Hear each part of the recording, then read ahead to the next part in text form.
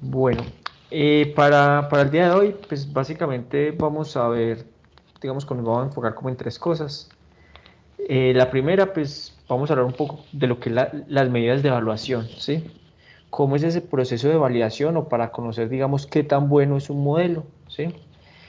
Y vamos a hablar de los diferentes tipos de clasificación, pues digamos, vamos a hablar como diferentes enfoques a nivel de clasificación. Si bien, digamos, hasta ahora nos hemos enfocado más que todo en lo que es un clasificador lineal, del tipo pues, W, producto.x más B, hemos, digamos, seguido como ese tipo de clasificadores que son, digamos, muy importantes, pero vamos a ver que hay otras, digamos que hay otras formas de realizar un clasificador que no necesariamente, pues, digamos, tiene ese enfoque como de discriminación, ¿sí? Miren que acá hay una frontera divisoria entre, digamos como que el espacio se parte en dos de acuerdo a una frontera, una función. Vamos a ver que hay otros enfoques, ¿sí? Donde esa frontera se da como consecuencia a otras suposiciones. Entonces digamos que esa es como la agenda para el día de hoy, ¿sí? Les pregunto, digamos a nivel de, cuando yo les digo medidas de evaluación, ustedes, pues como para mirar el desempeño de un clasificador, para saber, bueno, qué tan bueno es un clasificador, ustedes, qué se les ocurre, que cómo se debería determinar qué tan bueno es un clasificador.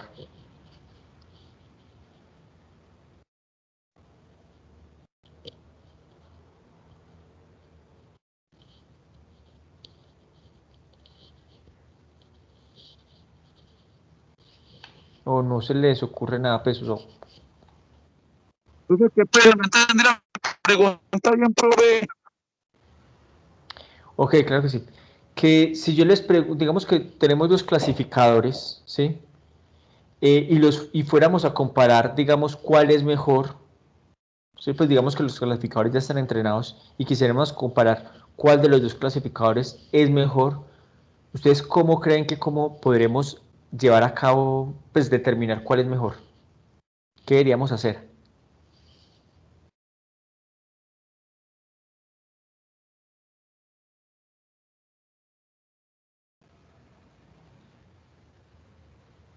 Ingresar una cantidad de datos específicas en cada uno y determinar, depende del tipo de muestras, cuál acertó o no acertó.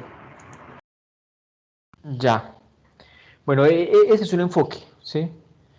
Digamos que ya vamos a ver, digamos, ya vamos a ver como unos términos asociados como a ese enfoque, que efectivamente, pues una en las formas es, bueno, entrar a clasificar, ¿sí? Y después de que se clasifica, pues tenemos que encontrar una forma de poder determinar qué tan bien lo hace, ¿cierto? Y ahí es donde entran lo que son las medidas de evaluación, ¿sí? Medidas de evaluación hay muchas. El uso de esas medidas pues va a depender mucho del problema. Ahorita vamos a ver que van a haber unas medidas, bueno, como en qué casos se aconseja usar ciertas medidas, ¿cierto? Yo les había comentado pues al principio del curso que hay diferentes tipos de medidas, que hay medidas para, bueno, hay diferentes tipos de problemas, que habían problemas de clasificación, que habían problemas de clustering, que habían problemas de regresión. Entonces vamos a ver, pues les voy a mostrar, digamos, un paquete que ya permite, pues digamos que reúne muchos clasificadores, muchos sistemas de regresión, muchos algoritmos de regresión, pero digamos que se enfoca mucho en lo que tiene que ver con todo esto como el Machine Learning y tiene una parte específica donde se mencionan los diferentes tipos de medidas, ¿sí? No me gusta usar la palabra métricas porque eso tiene otras implicaciones, pero entonces mejor digamos que en este caso hablemos mejor de medidas de desempeño, ¿sí? Entonces les voy a compartir pantalla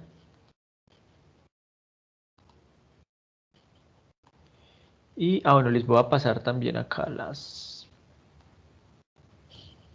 a pasar el link de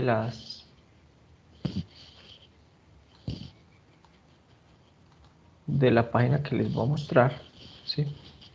El paquete se llama scalar, de pronto yo ya se los había mostrado, pues, pero no hemos entrado como en detalle de lo del paquete. Es un paquete muy conocido.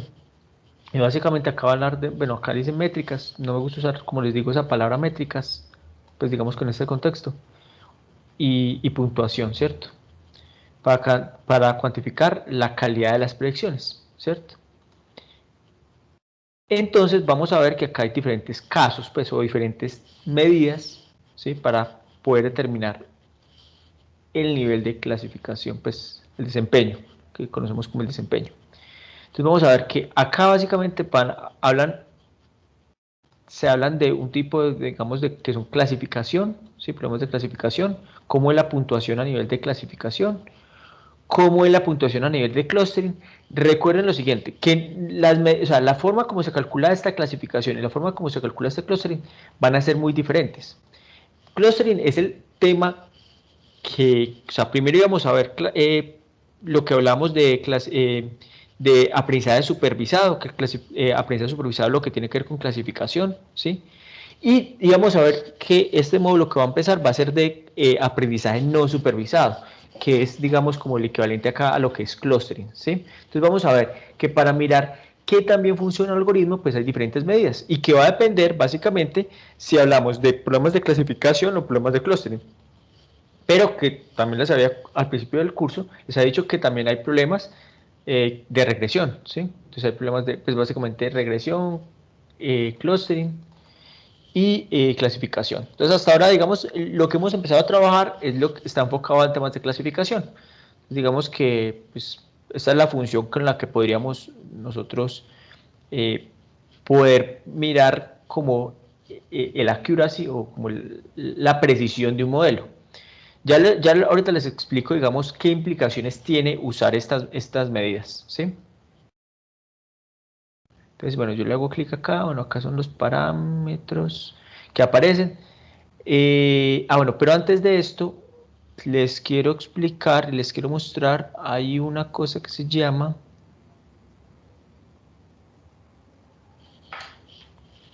Eh,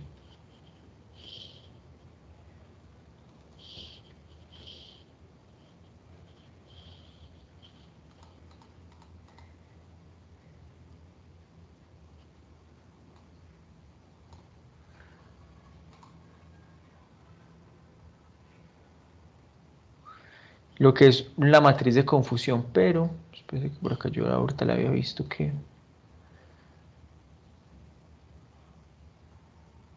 Ya. Bueno, acá hay una forma de graficar.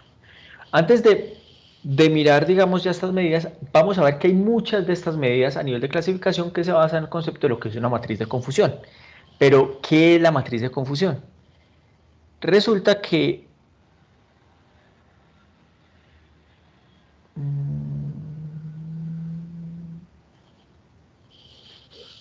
Bueno, lo bueno es que la matriz de confusión, pues normalmente los problemas que hemos trabajado ahorita son biclase, ¿sí? Pertenece o no pertenece a una clase. Solo que acá en esta matriz de confusión vemos que hay tres clases, ¿sí? Pero bueno, digamos que me sirve para lo que les quiero mostrar. Den un segundo que voy a abrir como una pizarra.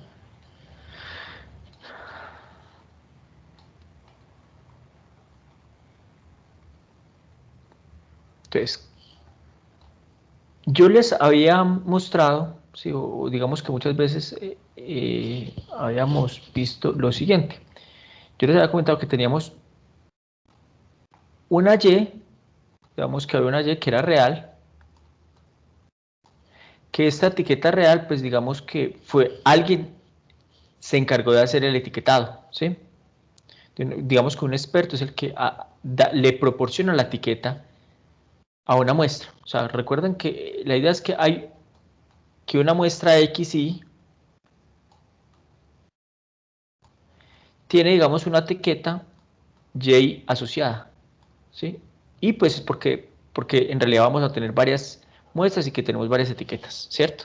Entonces digamos que Y pues van a ser todas las etiquetas que tenemos, ¿sí? Estas son las reales, ¿sí? Pero yo les había mostrado también que había una Y que era una Y-pred, ¿sí? Que es la predicción, o también le ponen como un gorrito arriba, que es como la estimada, ¿sí? Entonces esta es la predicción.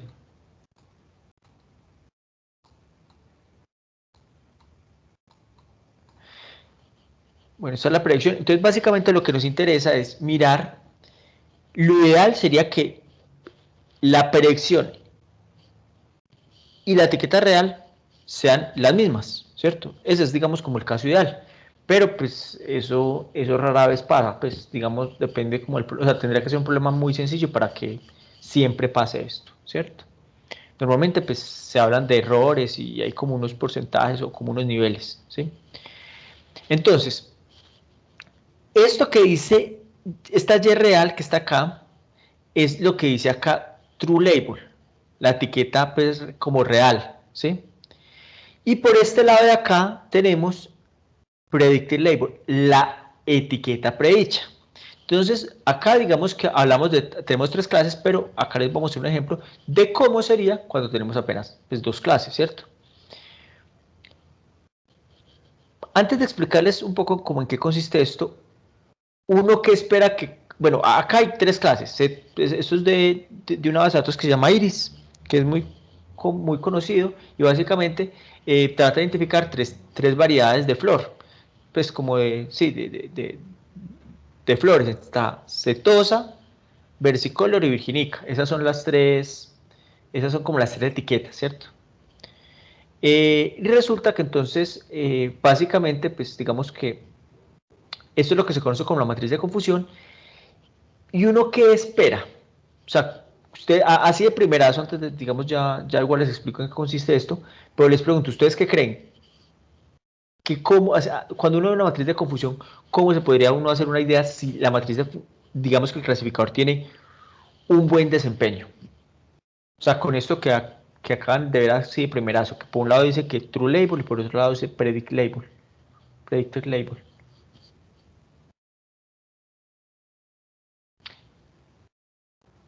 El clasificador que origina esta matriz de confusión, ¿ustedes creen que funciona bien, que no funciona tan bien? ¿Cómo lo ven?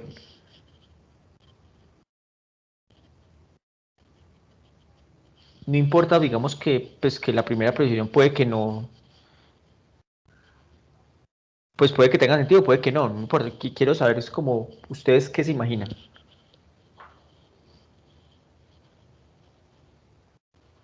Pues está mal pues no sé, parece como mal clasificado. ¿Por qué cree que está mal clasificado? Porque, por ejemplo, pues en las X que es la YP, pues está acetosa y en la real está virginica. Entonces no es la misma. Uy, No me sé. perdí, espérese, ¿cómo así? Es que no sé, no, yo no creo, no estoy entendiendo bien la matriz. No, no, pero quiero saber como el punto de vista y ya igual ya O les sea, yo explico en qué pensé que consiste. porque, por ejemplo, en la parte horizontal, las etiquetas, que es de todos a los tipos de flores, tenían que Sí. coincidir con las de la parte vertical.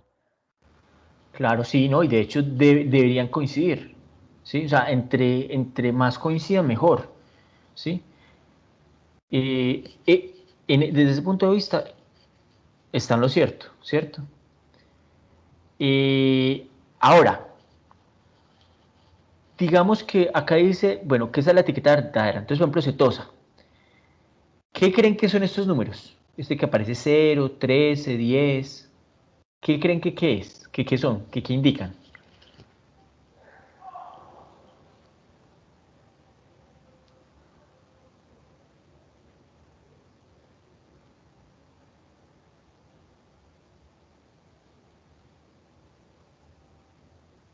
Bueno, les pregunto otra cosa. Digamos que ¿cuántas muestras creen que se evaluaron? Profe, yo diría que se evaluaron 32, 38 y que los ceros significan como que no hubo coincidencias en esa matriz, en ese punto de la matriz. Exacto, muy bien. Bueno, tocaría sumar todos los valores que aparecen acá y eso serían como las muestras que se evaluaron. Entonces, retomando lo que decía la compañera, efectivamente, mire que deberían coincidir. Por ejemplo, cetosa debería coincidir con cetosa. Y de hecho, acá, ¿qué lectura hay? Básicamente lo que tengo es que en las etiquetas reales habían 13 cetosas, ¿sí? ¿Por cómo me doy cuenta de eso? Si yo sumo todo lo que hay de manera horizontal, ¿sí? Esa es la etiqueta real. Este valor de acá queda 13, básicamente, mira, acá 13, 0, 0. Este 13 significa que en la etiqueta real era cetosa. Y en la predicción, acuérdense que si uno las mira digamos, de manera acá, ¿cómo dice? Como vertical, son las predichas. Entonces, cetosa, hay 13 cetosas que originalmente eran cetosas y se clasifican como cetosas. ¿Sí? Mire, 13.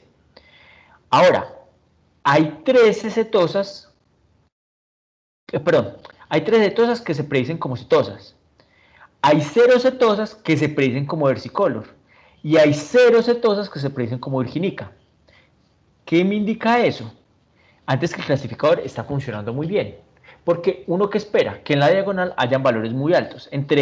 Hayan valores más altos en la diagonal quiere decir que lo está haciendo adecuadamente.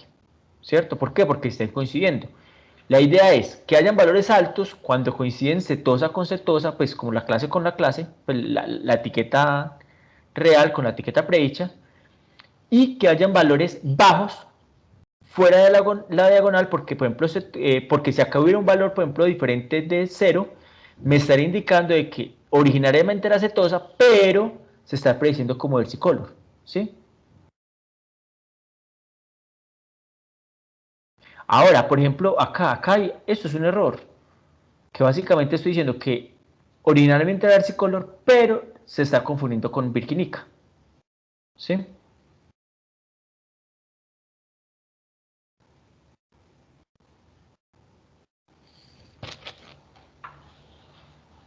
Como, sí, claro, digamos ya como la interpretación de esta matriz de confusión. Profe, pero entonces el versicolor y la virginica estarían dentro del rango de mar clasificados por ese 6 que está ahí en la segunda fila, pues según lo que te entiendo. Digamos que ahí yo podría inferir es que si hay unas equivocaciones, ¿cierto? Ok, sí, hay Eso, errores. exacto, hay errores, ¿sí? Porque pues obviamente digamos era versicolor, o sea, en 6 casos eran 6 versicolor que se clasificaban como virginica. Entonces, ahí hay 6 errores. Pero entonces ya uno entra a compensar. Bueno, es posible que el clasificador no le vaya a pegar a todas. Pues digamos que no vaya, no Sí, es sí. perfecto, ¿cierto? Entonces uno dice, bueno, pero ¿qué tan bien está funcionando? Porque mire que acá, básicamente yo podría decir que Versicolor, de 16 muestras que tenía Versicolor, clasificó bien 10 y 6 las clasificó mal, ¿cierto? Entonces acá ya toca entrar a mirar, bueno, yo cómo quiero mirar ese error. Entonces digamos que el enfoque, digamos, como la idea inicial que a uno se le ocurre, bueno, o que de pronto, pues no sé, por lo menos a mí se me ocurre, pero ya miramos, ya les digo qué métrica es esa, qué medida, es decir, venga, yo voy a tener en cuenta la cantidad de valores, entonces por ejemplo, yo tengo, inicialmente hay 16 de versicolor, voy a mirar como qué relación hay. Entonces, por ejemplo, voy a mirar, podría mirar el error o podría mirar cuáles fueron buenas, ¿cierto?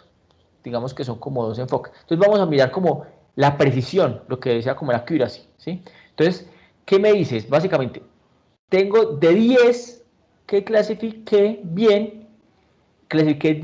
bien de 16, ¿sí? Entonces yo puedo llegar y yo puedo calcular ese valor. Entonces, ese valor, esa relación, la puedo multiplicar por 100, ¿sí? Y me daría como el porcentaje. ¿Desde qué porcentaje es aceptable? Depende del problema. Pues, o sea, ¿Cuál no le es puedo... la medida estándar de los problemas en ese caso? ¿Un 70, 80? ¿O Pues, depende? hay problemas que tienen niveles de desempeño superiores al 95%. Ok. ¿sí? Pues digamos, porque más que todo, como esos que son, yo diría como dummies, ¿sí? Ok. Sí. Cuando digo dummies es porque, digamos, ya lo han trabajado mucho, son problemas que Sí. son sencillos, que son linealmente separables, pero hay otros problemas en donde ni siquiera todavía la representación está bien definida, pues, o sea, quizás no es la más adecuada, en donde, bueno, y también depende, por ejemplo, el número de clases, ¿sí? Mire que no es lo mismo, bueno, acá hay diferentes formas como uno puede calcular este desempeño, y es lo que les quiero mostrar, ¿sí? Lo importante es que cuando uno compare clasificadores, pues digamos, utilice las mismas medidas, ¿sí? Porque pues digamos que no está bien que uno diga, uno va a mirar el desempeño de clasificación de este clasificador de esta manera y de este otro lo va a hacer de esta otra manera, ¿sí? La idea es que uno siga las mismas medidas, solo que en algunos casos, en algunos casos puede no ser posible, y ahorita le explico por qué. Entonces digamos que acá vemos que si cojo esto y digamos que lo multiplico por el 100%, ¿sí? Esto más o menos me está, creo que haciendo el cálculo, esto me estaría dando más o menos un 62,5%, ¿sí? Eso digamos que sería una alternativa de clasificación, ¿sí? Perdón, de evaluar el desempeño. Ahora, pero ojo, que esto que está acá, esta medida, es el accuracy, pero este accuracy que tenemos acá es solamente para versicolor, ¿sí?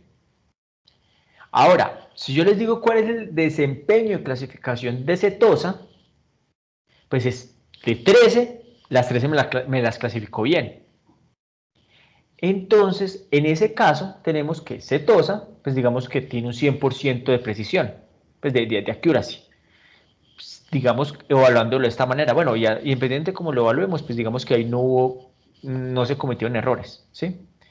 Ahora, de Virginica, miren que siguiendo esa idea, pues decimos, bueno, mire, que 9 reales, pues digamos que no se equivocó en ninguno, o sea, las 9 las clasificó bien.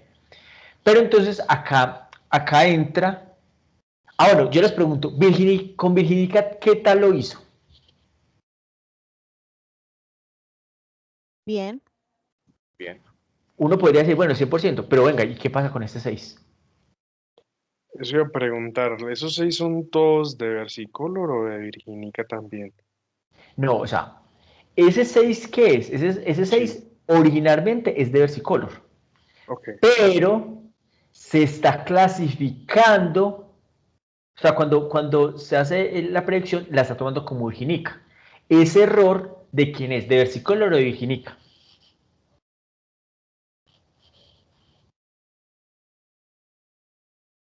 ¿Ustedes qué creen? ¿Que ese error a quién se le debería atribuir? Pues a versicolor, A digo versicolor. yo, digo yo. Sí y no. A Entonces, los dos. no, porque ahí depende de la medida que yo utilice. Resulta que hay unas medidas que a mí me interesa, en algunos casos me interesa saber qué tan sensible es el método, ¿sí? Entonces, por ejemplo, acá miramos qué tan sensible es, bueno, qué tan bien qué tan bien funciona el clasificador para identificar efectivamente que pertenece, en este caso, a Virginica. Entonces dice, uy, el clasificador es muy bueno para identificar que pertenece a Virginica, ¿sí? Bueno, les voy a poner otro ejemplo. A ver ustedes qué me dicen con respecto al clasificador. Espérenme un segundo.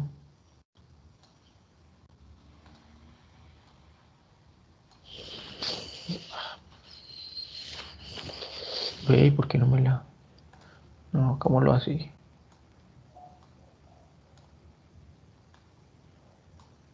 Pues acá vamos a asumir lo mismo, o sea, que tengo acá cetosa, versicolor, virginica, ¿sí? Que es la misma matriz de confusión, ¿sí? Eh,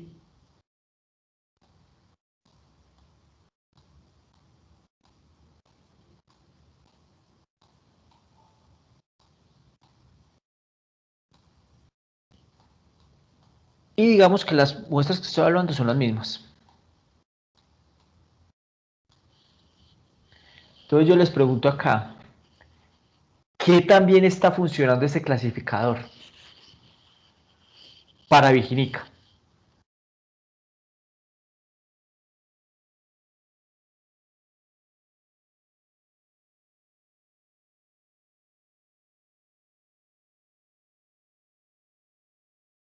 Mire que era 9 Virginica y las 9 las identificó bien.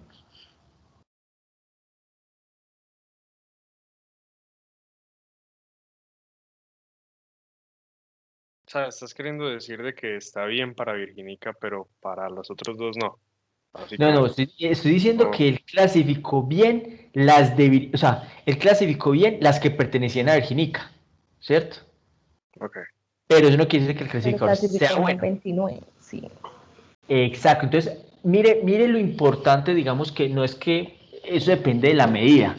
Y esas medidas, dependiendo de la medida, pues digamos que me dan información diferente. Entonces, por eso uno no se debe como sesgar de una sola medida, uno debe analizar diferentes medidas. Entonces, listo, o sea, en este caso, miren que el clasificador, en este caso, el clasificador de Ergínica es sumamente sensible. ¿Por qué digo que es sensible? Porque él detecta todas las muestras, digamos todas las muestras de Virginica, las detectó bien, pues las que pertenecen. Pero decimos que es muy poco específico, porque es que básicamente está aceptando todo como Virginica. O sea, una cosa es la capacidad que tiene el clasificador de identificar, digamos, la clase objetivo, y otra cosa muy diferente es la capacidad que tiene el clasificador de identificar lo que no pertenece a la clase objetivo. Entonces, la primera es la sensibilidad y la segunda es la especificidad. A veces miren que yo puedo tener sensibilidades del 100% y no quiere decir de que el clasificador sea bueno. Por eso uno entra a ponderar las dos. Bueno, y otras medidas. Entonces digamos que bueno, ya miramos como esta de acá arriba, lo que es el accuracy. Ya les estoy explicando un poco lo que es la sensibilidad y la especificidad. Hay varias, digamos que hay uno puede sacar un promedio entre uno y la otra. Pero este clasificador, si quiere que le diga, el que me da esto, pues básicamente pues yo diría que es muy malo. ¿Por qué digo que es muy malo? Porque es que básicamente todo me lo está asignando a Virginica. O sea, es como simplemente no está clasificando nada, sino que todo me lo asigna a Virginica. Eso suele, eso a veces es común. Uno dice, bueno, pero ¿por qué es común? O sea, ¿qué pasa cuando el clasificador se vuelve? Bueno, acá de hecho tengo tres clasificadores, ¿sí? Digamos uno para cetosa, uno para ciclo y otro para Virginica. Solo que acá lo estoy tomando como un todo. Eso es un enfoque que yo puedo tener. Tener digamos, tres clasificadores y de alguna forma encontrar alguna alternativa para asignarle una única etiqueta. ¿Sí? Pero miren que esta matriz de confusión también se puede, digamos, separar en tres matrices de confusión, una para cada clase.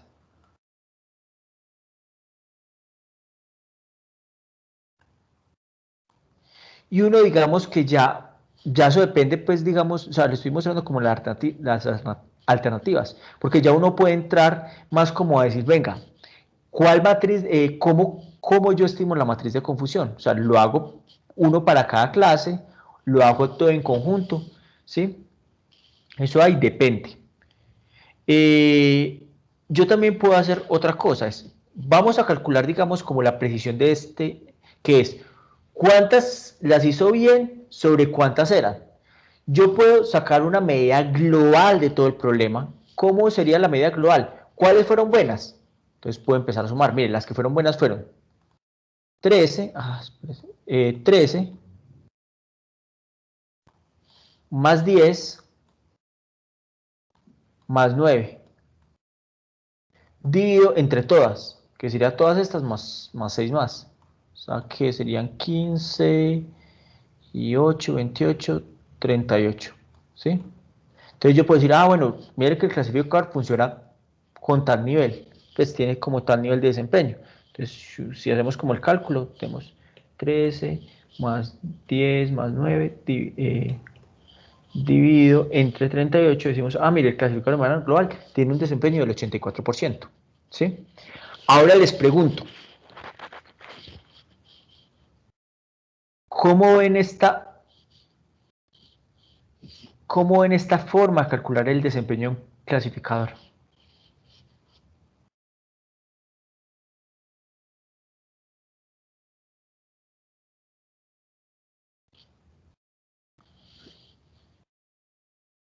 ¿Creen que está bien o consideran que puede generar, digamos, algún problema?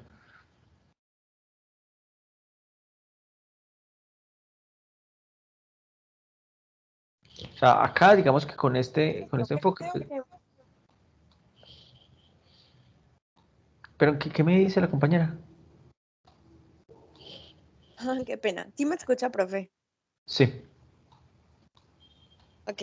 Yo pienso que esa forma de, pues, como de contabilizar el porcentaje de éxito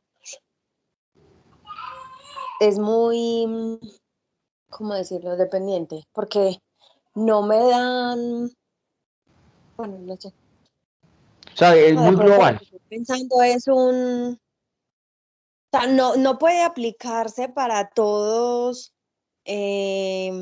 como la misma evaluación, pienso yo, porque el resultado dependerá de cada uno de los clasificadores. Claro, sí, no, y toda la razón. De hecho, voy para allá. ¿Qué es lo que pasa? Miren que, bueno, más que los clasificadores, tiene que ver acá, básicamente, cuántas etiquetas habían de Setosa. Habían 13, ¿cierto? De Versicolor habían 16 y de Virginica había 9. Entonces, digamos, en términos generales, pues, básicamente en el conjunto de prueba, pues tenemos como una representación de todos, ¿cierto? Pues mire que no hay como mucha diferencia. Pero en la vida real, esto no es tan así.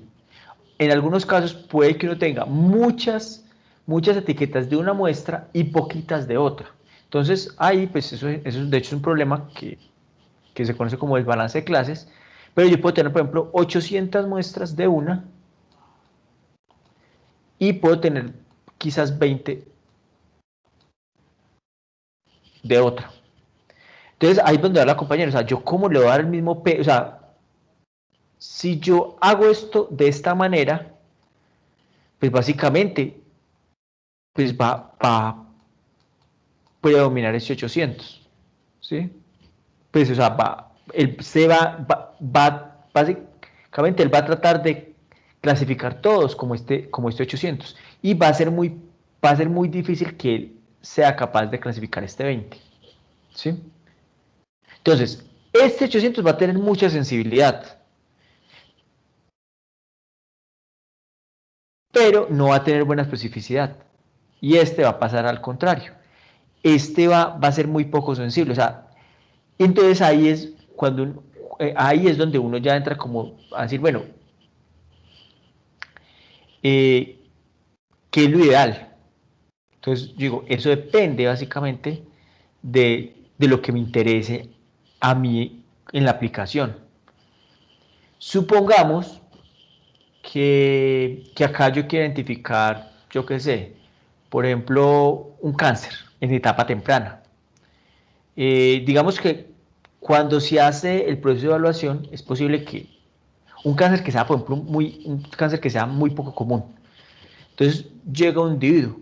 Miren que de entrada uno ya está partiendo del hecho de que, bueno, quizás básicamente de 820, pues según la información que tengo de 820, pues apenas de esos 820, apenas a 20 personas lo tienen en realidad, ¿sí? Pero en ese caso puede que a mí me interese bueno, no, yo no sé si, a mí me interesa que si hay una mínima sospecha de que la persona tenga cáncer, como es una etapa temprana, identificarlo. O sea, que a mí me interesa que el sistema sea muy sensible para estos 20. Entonces, bajo ese criterio es posible que esta medida de desempeño no sea la adecuada, porque esta medida le va a dar más prioridad a no identificar el cáncer, porque pues él va, digamos que va a ir más a la fija diciendo que la persona no tiene cáncer. ¿Sí me entiende? Entonces, digamos que toca encontrar, digamos, como tener una medida adecuada para la aplicación, pues, digamos, adecuada. ¿Y eso quién lo va a dar? Pues digamos que la persona que haga el sistema es la que debe de definir qué medida es la que me interesa, ¿cierto? ¿Por qué? Porque es que yo también hasta cierto punto puedo entrar, digamos, a escoger un buen clasificador, a encontrar ciertos parámetros de clasificador basado en una medida de desempeño determinada. Entonces, por eso, digamos, el conocer todas esas medidas de desempeño son muy importantes, ¿sí? Para saber, digamos, cuál debo usar. Ahora, yo les decía que no siempre yo puedo usar todas las medidas de desempeño. Miren que estas medidas de desempeño están basadas en la etiqueta, ¿sí? Hay algunos clasificadores, ahorita vamos para allá, que no necesariamente me dan una etiqueta. Hay algunos clasificadores que lo que hacen es que me dan es una probabilidad de pertenencia.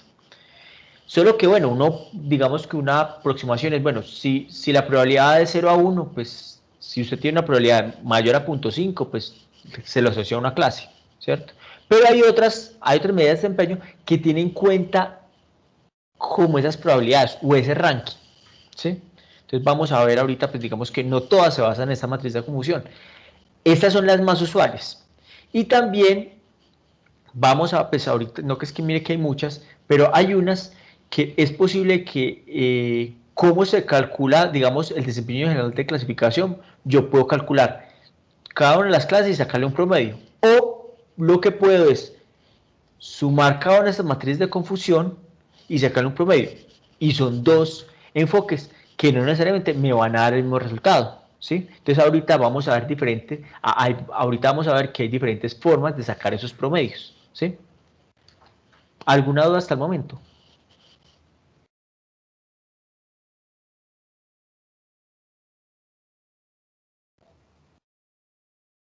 Bueno. Espérese que acá. Voy a buscar acá Wikipedia.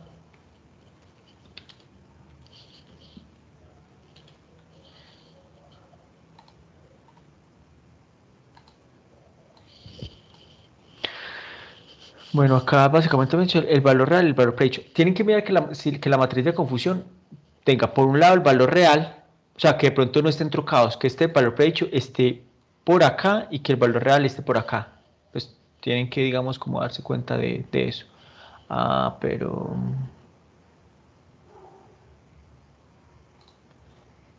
no estoy de estadística. Yo quiero mirar que por acá, por ejemplo, miremos.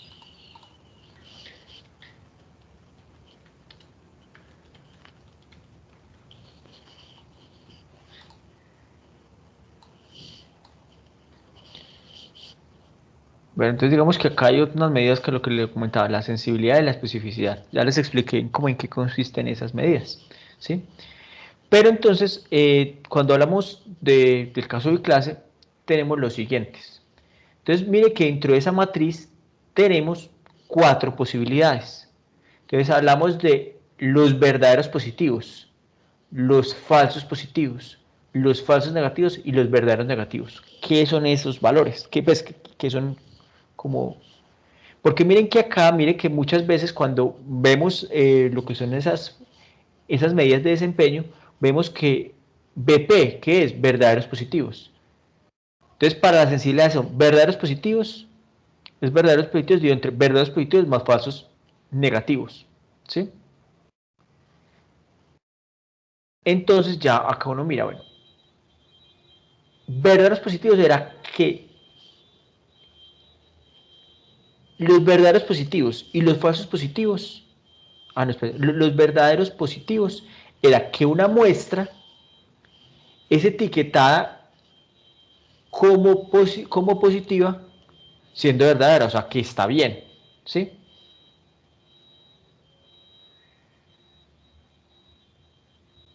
Ahora, acá dice, el verdadero positivo significa que una persona enferma ha sido diagnosticada como enferma. Eso está bien. El falso positivo significa que una persona sana ha sido diagnosticada como enferma. Eso está mal. O sea, un falso positivo no está bien, ¿sí? Y los verdaderos negativos implican que una persona sana ha sido diagnosticada como sana. El verdadero negativo es bueno, o sea, a mí me interesa tener verdaderos negativos y verdaderos positivos, ¿sí? Lo que no me interesa son tener falsos negativos ni falsos positivos, ¿sí?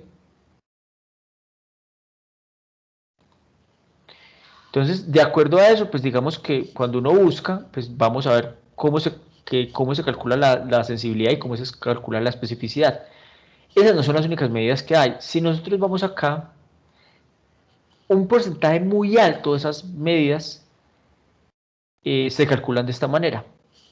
Lo que es el accuracy balanceado, este CIP-K no sé bien qué es, este F1. Este F1 es una medida que básicamente es la medida armónica entre la sensibilidad y la especificidad, ¿sí? Digamos que es una medida como equilibrada, ¿sí? Esta medida usualmente me parece que tiende a funcionar muy bien en general. Hay ciertas medidas que funcionan, bueno, que digamos que van a estar sujetas mucho al grado de desbalance que hay en los clasificadores, pues, o en el conjunto de entrenamiento, más que en los calificadores, en el conjunto, pues, de prueba, ¿sí? Entonces, ya digamos que uno puede entrar a analizar cada una de estas. Entonces, por ejemplo, estas F1 macro son para un tipo de problemas de clasificación que se llama multietiqueta, que pues no los vamos a trabajar acá. Pero básicamente un multietiqueta es cuando una muestra puede pertenecer a múltiples clases. Acá lo que hemos visto es básicamente clasificación binaria. O pertenece a una clase o pertenece a la otra. O pertenece a una clase o no pertenece a esa clase. ¿Sí?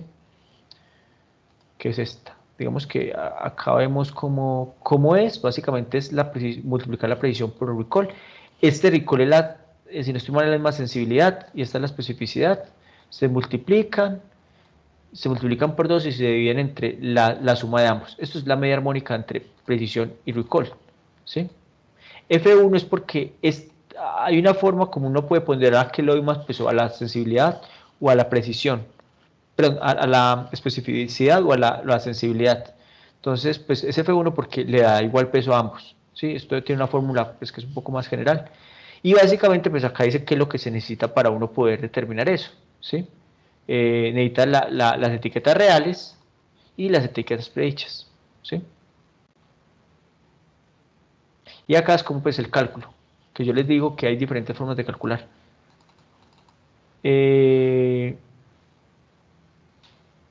Cuando hay multipliqueta, ya hablamos de micropromedio, macropromedio, pero pues ahorita pues no me voy a enfocar pues como en eso, ¿sí? Acá digamos que hay un ejemplo de cómo se calcula. Bueno, hay otra cosa que es bien interesante que les quiero mostrar,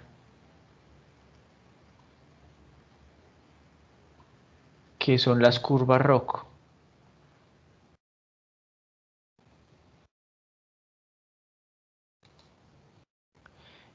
Eso es otra forma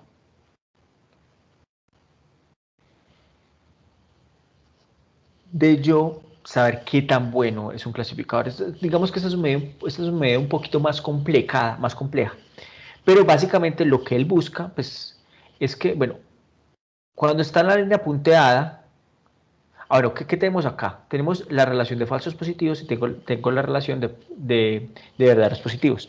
¿Qué sería lo ideal? Lo ideal, un clasificador bueno, sería de esta forma.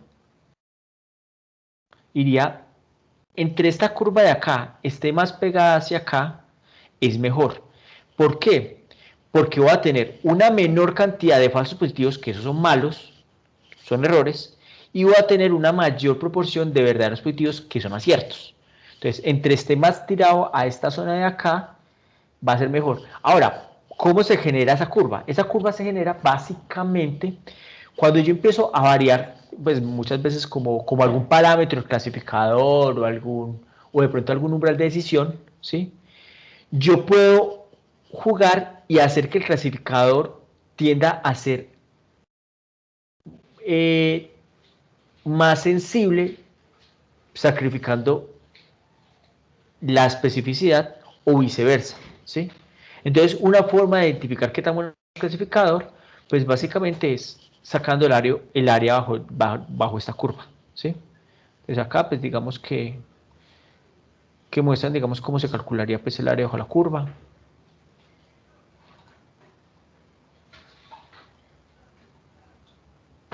Si van teniendo pues dudas, me las pueden ir como haciendo, ¿cierto?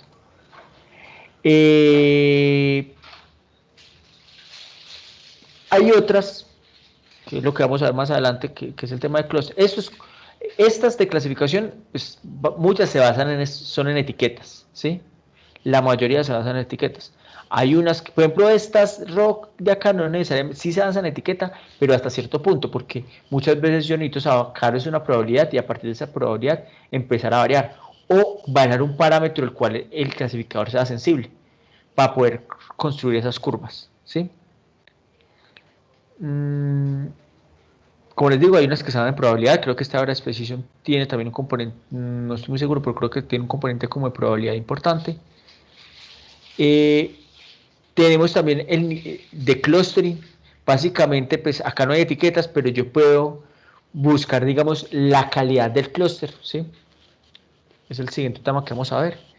Pues esas son como algunas. En regresión tenemos diferentes, pues bueno, acá estas son muy comunes, el error cuadrático medio, ¿sí? Es muy común, el error absoluto medio. Estas son como las dos más usuales, ¿sí? Entonces, si uno entra acá, uno puede le explican cómo se calcula. Ah, bueno, pensé que aparecía la ecuación. Pero básicamente, por ejemplo, este error cuadrático medio, básicamente es que acá acuérdense que en regresión no tenemos una etiqueta. Lo que tenemos es un valor real. Entonces yo lo que hago es resto la predicción con el valor real, eso me da un número, lo elevo al cuadrado y sumo la raíz cuadrada de esos valores, ¿cierto? Para identificar, digamos, el error, ¿sí? Bueno, hay unos que son con medianas y todo, pues digamos que como todas, o sea, muchas veces uno en realidad debe reportar no uno, sino varias medidas, porque cada medida en sí me va a dar una información diferente, ¿sí? Es básicamente, pues, eso, ¿cierto? Ya digamos que uno ya puede entrar como a mirar, pues, como cada una de las medidas, qué características tiene o qué ventajas tiene y cuándo se deben usar. Hay unas medidas que tienden a ser más apetecidas, pues dependiendo como de la aplicación. En aplicaciones médicas se habla mucho de sensibilidad y especificidad, ¿cierto? Por ejemplo, en problema multietiqueta se habla mucho de lo que es el Hamming loss, que por ahí creo que por ahí miraron por una parte que hablaban de Hamming loss, pues, digamos que se ha vuelto como popular, pero por lo general lo que hacen es que se utilizan varias, ¿cierto? A mí personalmente pues me parece pues digamos que esta F1 funciona, pues me parece que tiende a ser como muy objetiva, ¿cierto? Pero pues como les digo, eso depende de qué es lo que se busque, ¿sí? Bueno, acá digamos que en esta primera parte, pues ya digamos que así de manera muy rápida, igual si ustedes quieren, por ejemplo, encontrar cada una de estas medidas y eso, uno puede acá,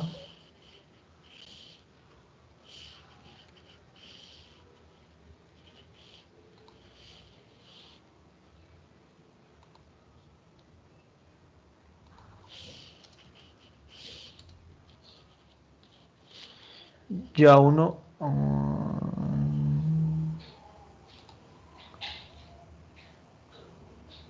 bueno, o sea, uno busca, es que creo que por ahí había unas tablitas, y básicamente hay unas partes donde le muestran, digamos, a partir de la matriz de confusión, cómo se sacan, o sea, después de que uno tiene la matriz de confusión, puede sacar muy fácil estas medidas, o simplemente pues lo que hace es que utiliza, digamos, un software de estos, ¿cierto? Sí, estas son las funciones. Básicamente le van a pedir, miremos por ejemplo alguna medida de estas que pide. Esta medida que pide las etiquetas reales y las etiquetas predichas.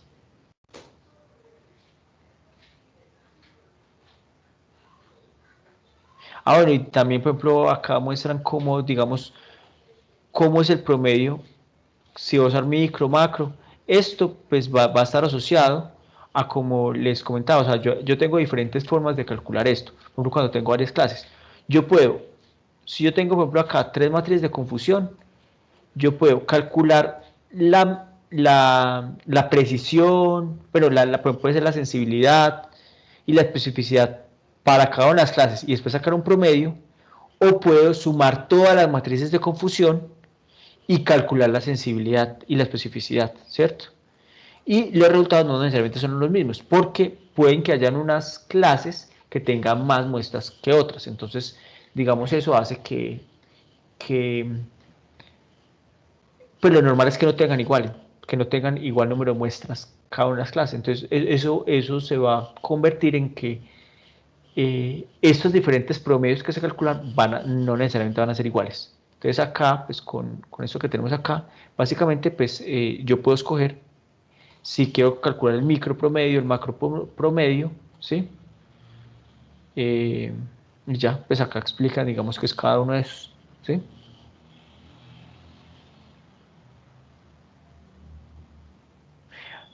Bueno, hay que tener cuidado porque hay algunas medidas que pueden quedar indeterminadas, porque en algunos casos es posible que si uno quiere encontrar el desempeño de clasificación y en el conjunto de pruebas, por alguna razón, no hay, digamos, etiquetas de ambas clases, pues eso puede generar problemas, ¿cierto? Puede llegar a generar una división por cero, o puede que cierta medida no se pueda identificar.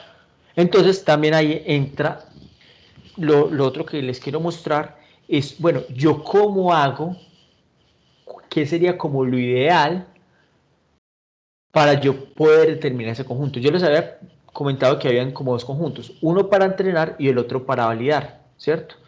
¿Por qué con el que uno entrena no valida? Porque eso sería como hacer trampa, ¿sí? Entonces uno lo que hace es separar un conjunto para entrenar y otro conjunto para validar.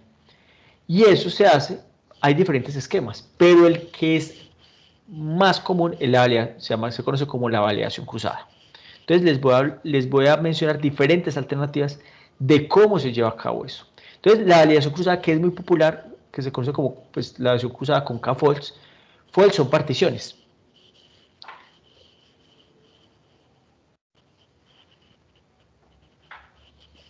Entonces básicamente yo tengo todo el conjunto de datos y lo parto, en este caso son 5 grupos. ¿Sí?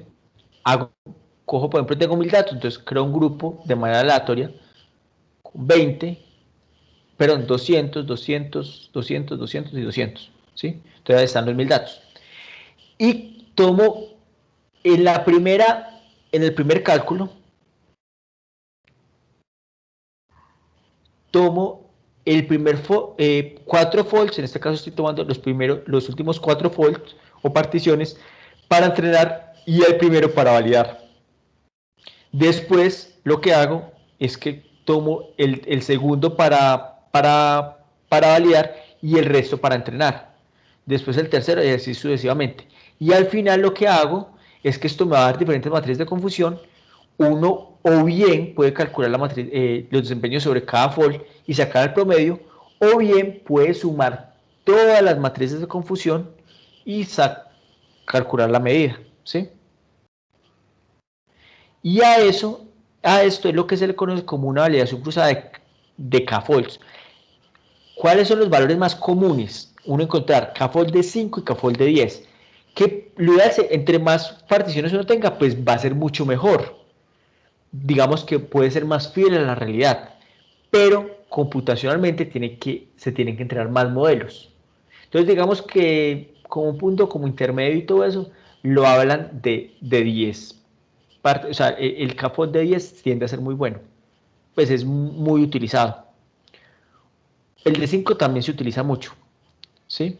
Y también porque si yo si yo hago, digamos, particiones muy pequeñas, puedo caer en un problema en donde puede que en cada partición, si tengo yo varias clases, no puedo garantizar que hayan representantes de todas las clases, ¿sí? Miren que con esto, con este esquema, yo garantizo de que todas las muestras de prueba son clasificadas. Pues en diferentes standards, pues todas las muestras de validación son clasificadas, ¿sí? Cuando digo validación son las test data, ¿sí?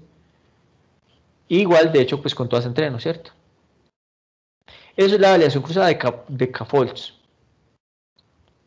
Entonces ya después de eso, pues yo saco ya las medidas que les mostré anteriormente.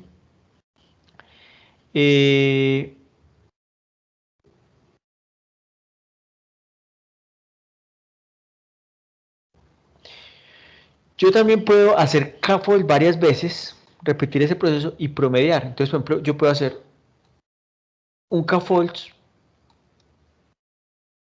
generar, yo qué sé, por ejemplo, 5 grupos, y esos 5 grupos repetirlos 2 veces, ¿sí?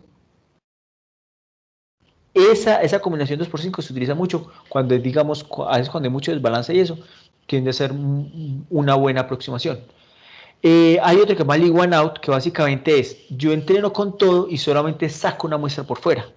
Y eso lo hago con todas las muestras de la base de datos. Entonces, básicamente estoy usando casi el 100% de los datos para entrenar y solamente una muestra para validar. Solo que solamente esa muestra pasan por todo esa muestra que utilizo para clasificar, pues en algún momento todos los elementos de la base de datos van a ser esa muestra.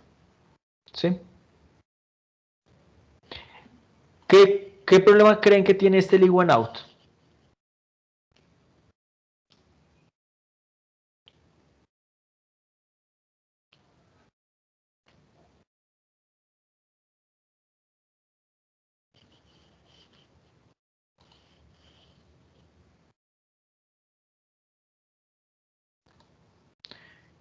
¿Sí me entienden cuál es el concepto del Leave One Out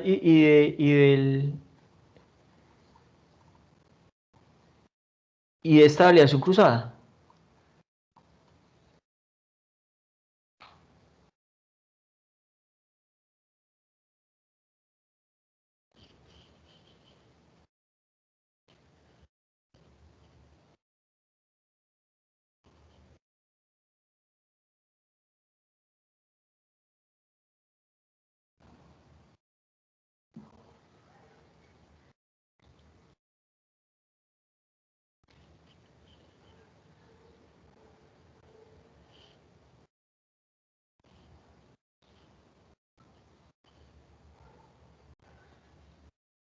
Digamos que hasta el momento he sido como muy general con todo esto de las medidas, pues para no me he enfocado como en alguna en particular, sino como para que vean un poco como el escenario general, ¿cierto?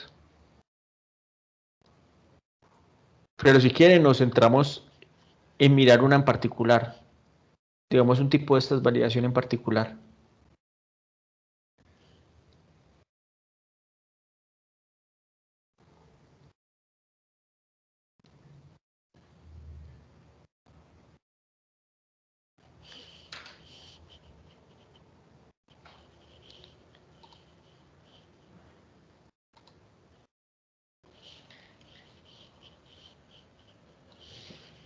Les voy a mostrar, digamos, cómo sería.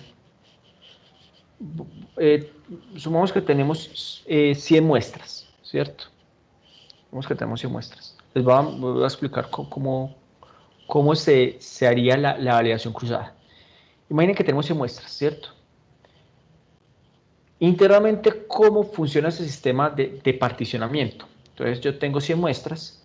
Entonces, básicamente, yo lo que voy a hacer es desordenarlas. Entonces, voy a hacer...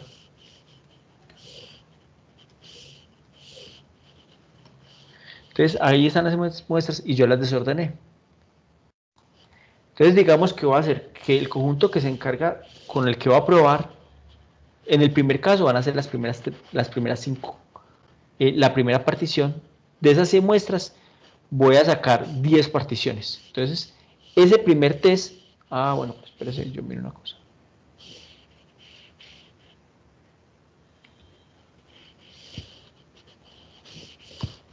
Entonces, de ese primer test, el conjunto de test, en la primera partición va a ser,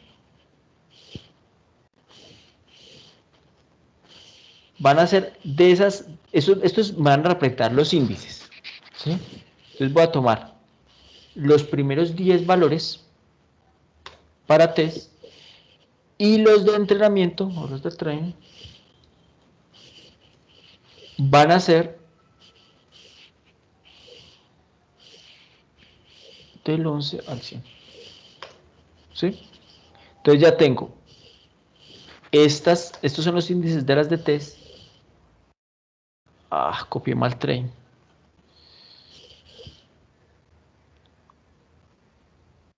No está bien.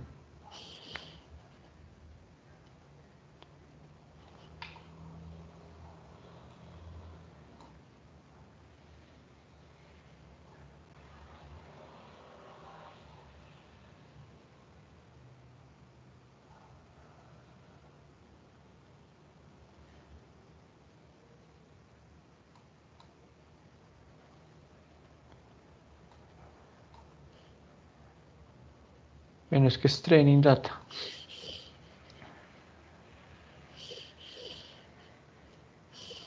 Train. ¿Sí? Y estas son las que y esos son los índices de las que utilizaría yo para probar. ¿Sí? Solo que digamos que acá, pues esto ya él se encarga de hacer como la partición. ¿Sí? Yo también lo que puedo hacer es definir un porcentaje. ¿Sí? Entonces puedo decir, por ejemplo, en este caso, este train test split básicamente me va a arrojar las de entrenamiento y las de prueba. ¿Sí? Entonces digo, yo quiero el 40% para probar y pues el restante, el 60% restante para entrenar. ¿Sí? Entonces ya saben, con el de train entreno y después valido para saber el desempeño, como lo mostraron acá. ¿Hay alguna duda con respecto a esto? Ese proceso yo lo hago varias veces, pues de acuerdo al número de particiones que yo tenga.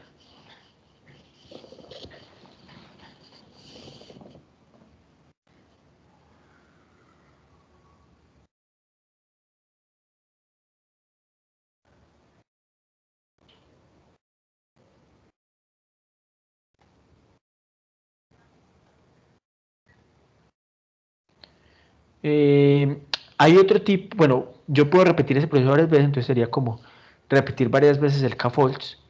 El I1 out ya se lo expliqué que es tomar uno, digamos que entreno con todos menos uno, y eso lo hago, lo hago n veces, donde n es la cantidad de conjuntos pues, de muestras.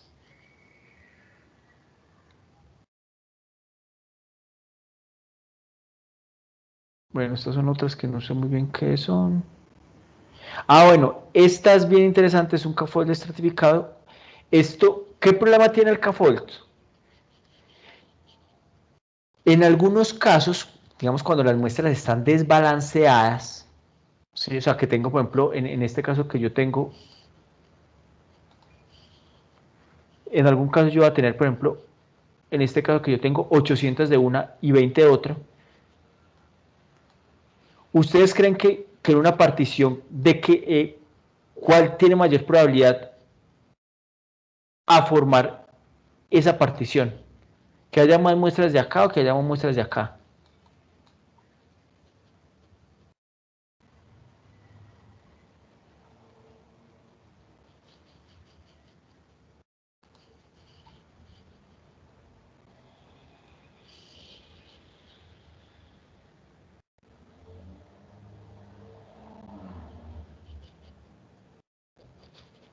Espera que por acá también están escribiendo. De 800. Sí, uno va a esperar de que haya más muestras de 800. Entonces es posible que, digamos que, bueno, pongámosle, para que sea más fácil, por ejemplo, 970 y 30. ¿sí? Tengo 970 y 30.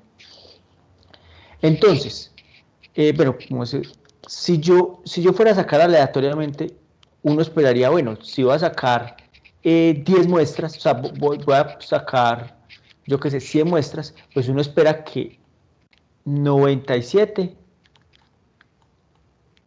pues si es de manera aleatoria, 97 sean de esta y 3 sean de esta, ¿cierto? Esto, digamos, para el caso de entrenamiento, perdón, de test. Eso es lo que uno esperaría. Pero cuando hay estos desbalances que son tan grandes, es posible que esto de acá, este conjunto, si yo lo hago aleatorio, es posible que yo no vaya a encontrar este 3.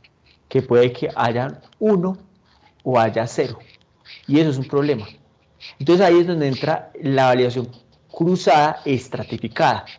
¿Qué es lo que hace? Listo, yo voy a, por aparte, voy a sacar de acá, voy a dividir esto en 10 grupos. Y estas 30 también las voy a dividir en 10 grupos, ¿sí? Entonces, así voy a garantizar de que siempre en cada partición haya al menos 3 de cada uno. Perdón, 3 de esta que es la clase minoritaria. ¿Sí? Eso se utiliza mucho cuando hay desbalance de clases. Porque entonces esto puede presentar un problema. Porque yo tengo una muestra, tengo 0 muestras, pues básicamente van a unas particiones que me la está definiendo solamente una muestra. Y eso no está bien. ¿Sí? La idea es que hayan varias. Bueno, por acá hay un compañero que pregunta, profe, ahí en esa matriz, ¿cómo se ve un caso como este?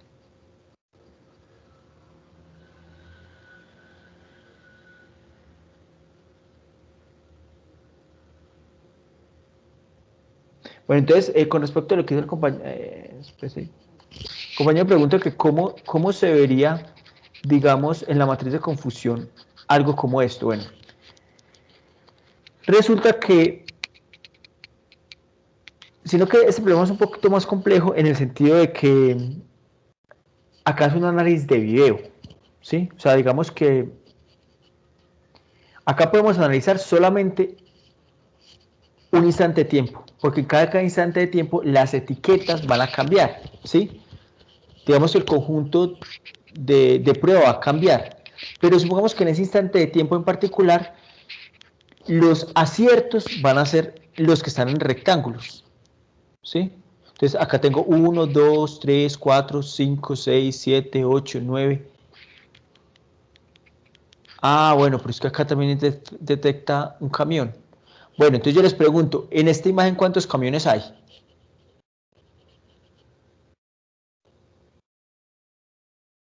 Uno, profe. No, y Pues sí, este no hay es un dos camión. atrás, Acá hay pero dos, no este se también ven puede ser bien. un camión. Entonces ya eso depende, ¿cierto? Acá pues, porque acá yo tengo la predicción, pero la pregunta es, ¿yo cómo etiquetaría esto de atrás? ¿Los Profe, etiqueto como camiones o no? pero esos camiones de atrás deben pasar por la misma posición donde está el que marca ahí la pantalla, ¿no? El recuadro. No, pues eso ya depende yo cómo lo quiera definir. Como video, así pasaría, pero como imagen no es fácil identificarlo. Sí, no va a ser muy difícil, pero digamos que como imagen yo ya puedo entrar a definir, bueno, esto cómo lo debería etiquetar. Lo más seguro es que, digamos que lo descarte.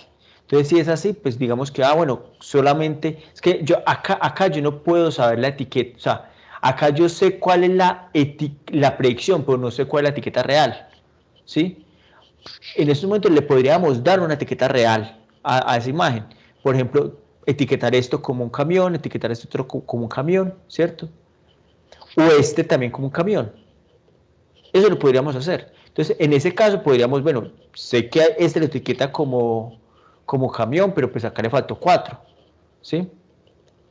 Pero ya depende de cuál es la etiqueta real. Acá no tenemos las etiquetas reales, ¿sí? Es posible que alguno, por ejemplo, que ese sí lo haya, que en la etiqueta real sí esté como un camión. Es posible, ¿sí? O carros, por ejemplo, mire, este carro no se identificó, este otro carro tampoco, estos carros tampoco. Entonces, mire que ahí uno se alcanza a ver un error. La persona, mire que no todas las personas se identifican. Esta persona no la identificó, esta otra tampoco, ¿sí? Entonces, pues, es lo mismo, o sea, es un problema de clasificación, ¿sí? En donde también tengo proyecciones y tengo etiquetas. Pero tengo las etiquetas reales, pues que en este caso las desconocemos, pero pues el sistema las debería tener. Y tengo las etiquetas predichas. Solo que acá en este caso hay que ver que yo puedo calcular ese desempeño si yo conozco las etiquetas reales, ¿sí? Pero si yo no conozco las etiquetas reales, yo no podría saber que también lo está haciendo. O sea, cuando ya está en producción, yo no sabría cómo está funcionando, a no ser de que yo haga una etapa, digamos, en que yo quiera manualmente entrar a verificar cómo se está comportando el sistema, ¿sí? Yo creo que este es el caso, o sea, acá ya lo sacaron a producción. Entonces, como salió a producción, pues digamos que puede que no se tengan las etiquetas reales. Pero ya uno por inspección visual, pues ya en este caso podría determinar, venga, el sistema sí está comportando bien, ¿sí?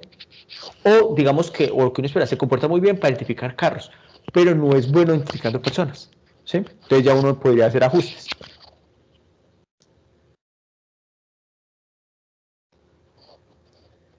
Entonces la matriz de confusión, sí, acá digamos que sería una matriz, hay diferentes enfoques que se pueden hacer. Yo puedo hacer una matriz de confusión con los carros, puedo hacer una matriz de confusión que involucre carros, personas y camiones. Así como el ejemplo de las plantas, de versicolor, virginica, acetosa, ¿sí? Y no entiendo la pregunta, ¿cómo así que el Iguan Out tendría muy pocos puntos de vista?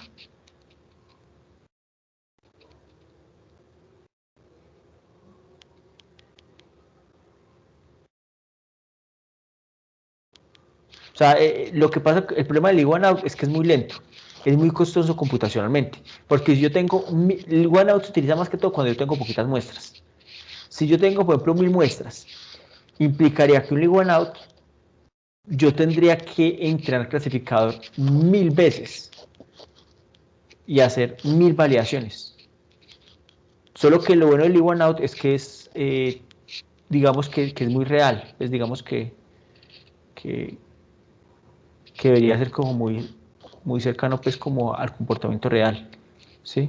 Igual, digamos, cuando uno reporta, pues ya uno debe entrar como a decir, venga, efectivamente, pues el one out, bueno, yo cómo hice la validación, hice una validación cruzada, hice un one out, porque si yo quiero entrar a comparar contra el clasificador, pues debería ser con las mismas reglas de juego. Usualmente, y lo ideal sería que si yo hago una partición de entrenamiento y prueba, es que yo conserve esos grupos y sobre esos mismos grupos yo entreno los otros clasificadores, porque también puede que un clasificador de mejor, porque quizás los conjuntos lo pudieron haber favorecido. ¿Sí me hago entender? Pues entonces digamos que para uno limitar como ese sesgo, lo que hace es guardar las particiones y esas particiones, digamos, esas mismas particiones se la tira a los diferentes clasificadores, si quiero comparar clasificadores, ¿sí?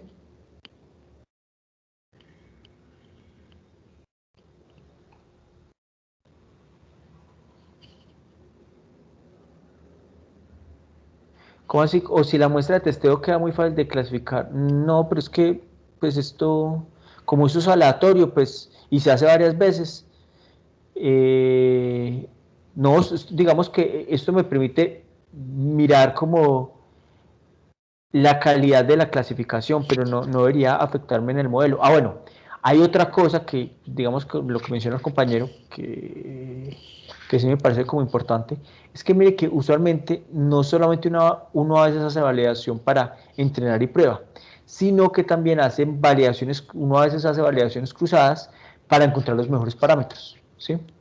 Eso también es muy común, uno hacerlo. Entonces a veces uno lo que hace es que tiene, digamos que esta es toda la base de datos, y toma una para entrenar,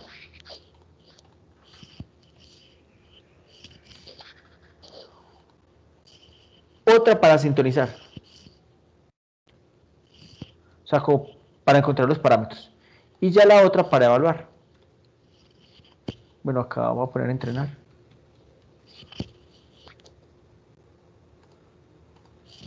Normalmente uno a veces lo que hace es que parte la base de datos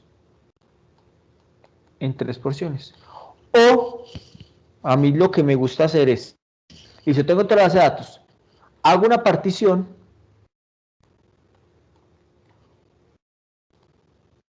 una para entrenar y otra para evaluar. Y sobre esta de acá hago particiones. Hago una para sintonizar y la otra para entrenar.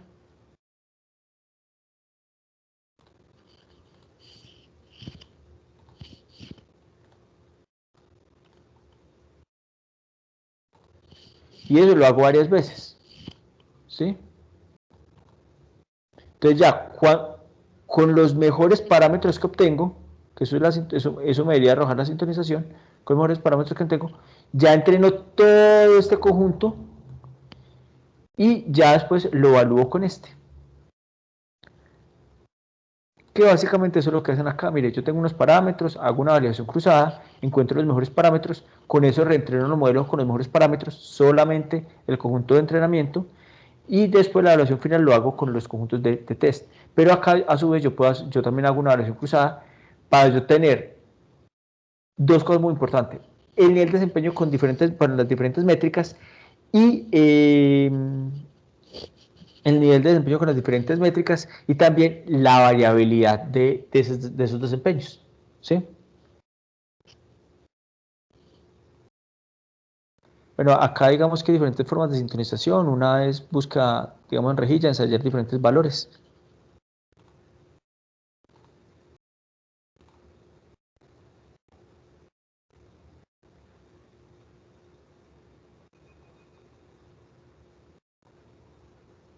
Ya digamos que pues, en la última parte del curso, cuando algo práctico, podemos empezar como a mirar esto. ¿Sí? Digamos que por el problema de cada uno, podríamos mirar, acá sería más adecuado usar tal medida de desempeño, por esto y por esto y por esto.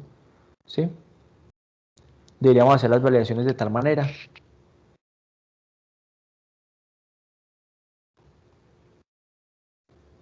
Entonces, bueno, eso es como, ya miramos cómo son las medidas de evaluación, ya miramos cómo serían las diferentes formas de validación, ¿sí?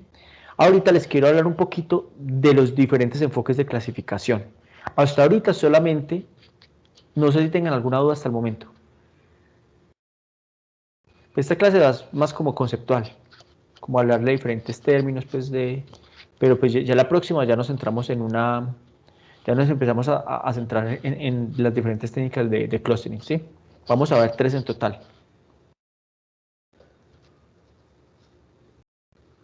Esto no creo que entre, no entraría, digamos, pues esto sería más como el parcial que pasó, pero pues esto no creo que entre como a evaluarse. Se entraría a evaluar, son más que todas las técnicas de clustering. Pero esto es muy importante para el proyecto final, digamos como todos estos conceptos. Pero pues eso ya lo pondremos en práctica en su debido momento, ¿sí? Pero sin embargo, no sé si tengan de pronto alguna duda con respecto a lo que les he mencionado. No, profe, gracias. Ok, bueno. Les voy a hablar ahorita de 3 enfoques sino que en esto no me quiero, pues, como, voy a ser como muy general, ¿sí? Nosotros,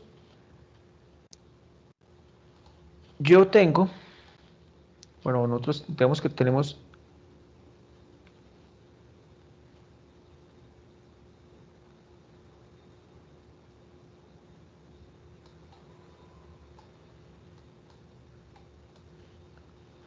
Vemos que eso es como, tenemos estas 9 puntos y por acá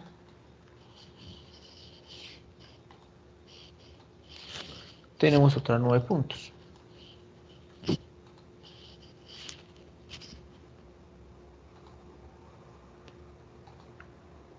¿Sí? Entonces tenemos como dos grupos, pues imaginemos que son diferentes, ¿cierto? Sí, pues digamos que la distribución es un poquito diferente, sino que pues acá como para que fuera más rápido generar esto, pues lo hice así.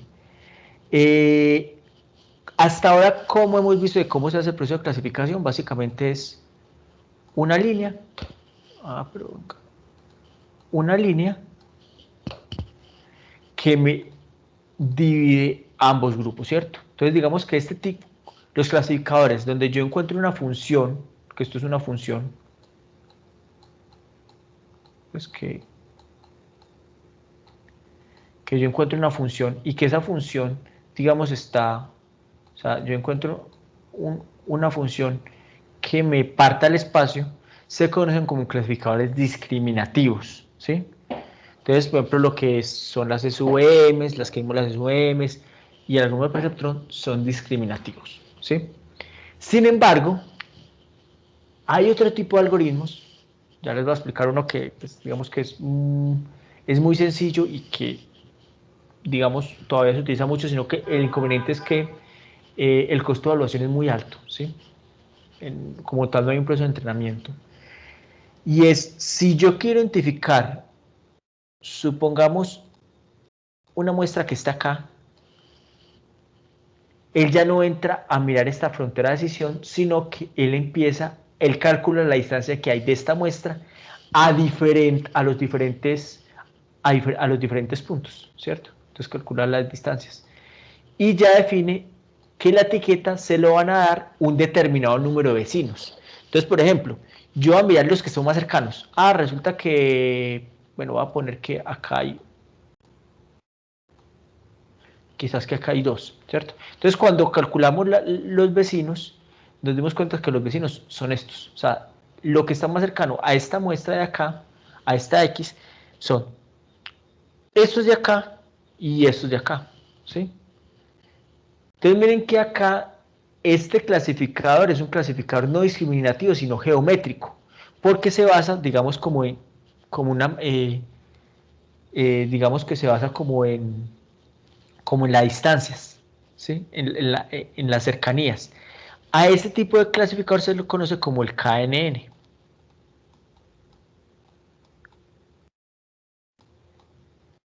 K porque es K como de K, eso es neighborhood, que son como vecinos, entonces el número de vecinos más cercanos. Entonces la etiqueta se la va a dar, mira, acá tengo que 3 vecinos son blancos y hay 3 vecinos que son amarillos.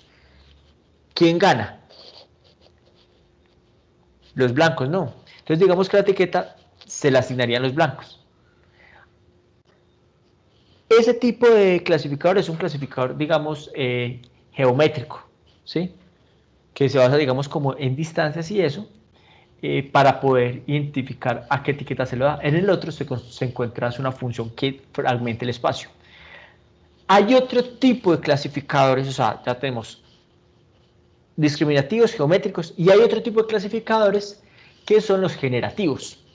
Básicamente que él no me va a dar una etiqueta como tal, sino que él dice, venga, que es digamos un enfoque más estadístico, en donde me dice, mire, estos puntos que están acá debieron haber sido generados por una función de probabilidad. Entonces, hay diferentes modelos de funciones de probabilidad, ¿sí? Esas funciones de probabilidad básicamente me van a dar de acuerdo a un valor determinado, supongamos,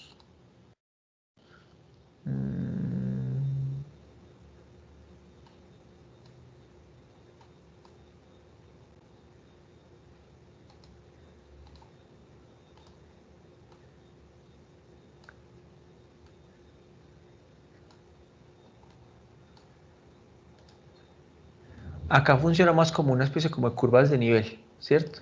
Entonces, claro, digamos que va a haber una mayor probabilidad para los que están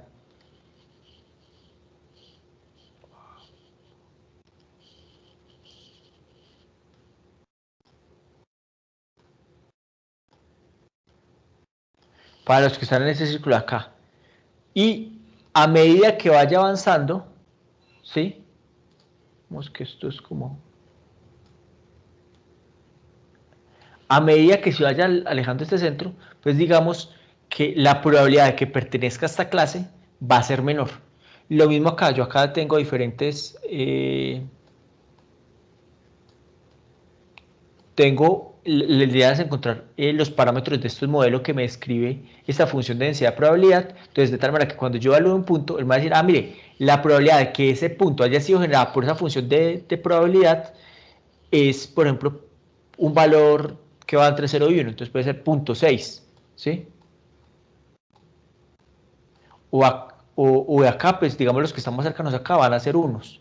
Mire, la probabilidad es como de 0.9, ¿sí?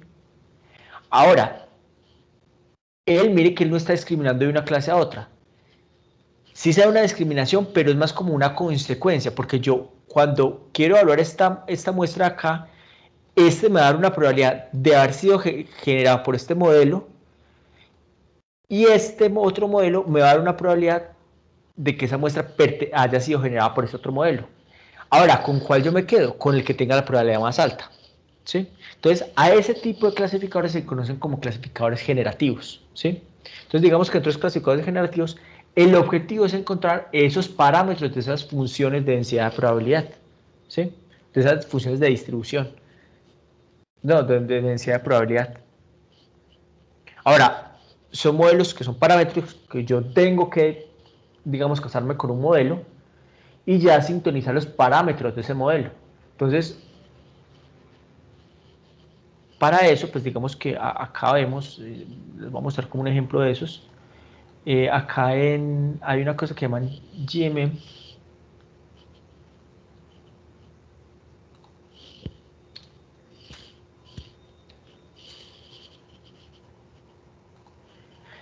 Que lo que hace es que utilizan, por ejemplo, gaussianas, una combinación de gaussianas para poder modelar una clase en particular.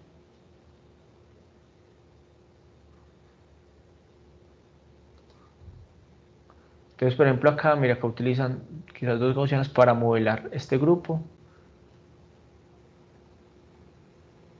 Y ya uno lo que hace es entrar a evaluar, calcula la probabilidad de pertenencia a alguno de esos grupos, ¿sí?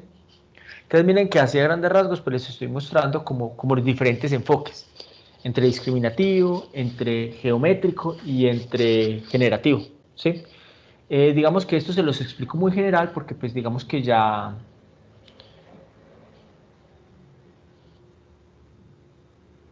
Pues digamos que les expliqué, digamos, el discriminativo lineal, que es uno de los más importantes, ¿cierto? Esos también son bien importantes, pero pero igual se lo explico en general como para que tengan los diferentes enfoques que utilizan los algoritmos de clasificación, ¿sí? Esta forma de encontrar estos valores desde esas funciones de densidad de probabilidad. Hay un método que va a ser muy parecido a un método que vamos a ver en clustering que se llama K-means, que se llama EM. Cuando veamos K-means, posiblemente saco un espacio para explicarles un poquito de qué es esto de EM, ¿sí? Método de Expectation Maximization, que es la forma como yo encuentro los parámetros cuando estoy haciendo, por ejemplo, mezclas de gaussianas. Yo puedo tener, dependiendo como el tipo de datos que yo tenga, yo puedo modelar un conjunto de datos como una mezcla de diferentes gaussianas, ¿sí? Entonces hago una combinación lineal de gaussianas para poder modelar una clase.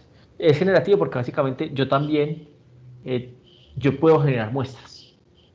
O sea, de manera aleatoria yo podría generar muestras nuevas. En cambio, los discriminativos ni geométricos tienen esa capacidad, ¿sí? Entonces, digamos que este tipo de clasificadores tiende a ser más, como más un enfoque estadístico, probabilístico, ¿sí? Digamos que en el geométrico, muchas, digamos, como de la investigación se enfoca en yo cómo calculo la distancia, porque dependiendo de cómo yo calculo la distancia, pues voy a tener ciertas vecindades. Entonces, hay diferentes formas de calcular la distancia de un punto a otro. ¿sí? Normalmente nosotros trabajamos con la distancia euclidia, pero ahorita cuando hagamos clustering vamos a ver que, pues no, les voy a mencionar que hay otras formas de calcular esas distancias, pero digamos para cuestiones prácticas vamos a enfocarnos en la distancia euclidia, ¿sí? Que es la que normalmente es la que nosotros conocemos, o que la que utilizamos, que es la raíz cuadrada de cada una de las diferencias al cuadrado, pues y la suma de cada una de las componentes, ¿sí? No sé si tengan alguna duda pues hasta el momento, pues o si ya tengan alguna duda, pues digamos que eso era lo que les quería, digamos, como explicar la clase de hoy.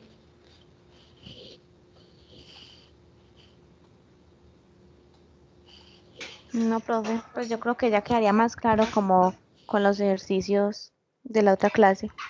Sí, pero igual los ejercicios de otra clase ya se enfocan más como a ciertos algoritmos de clustering, ¿sí? Sin embargo, esto ustedes, espero que empiecen a darle un poco más de sentido, pues esto de las medidas y todo eso, con el trabajo que se irá a hacer al final del curso, ¿sí? Igual, pues digamos que ahí dependiendo del problema, pues ya entraremos a analizar qué medida es adecuada, ¿sí?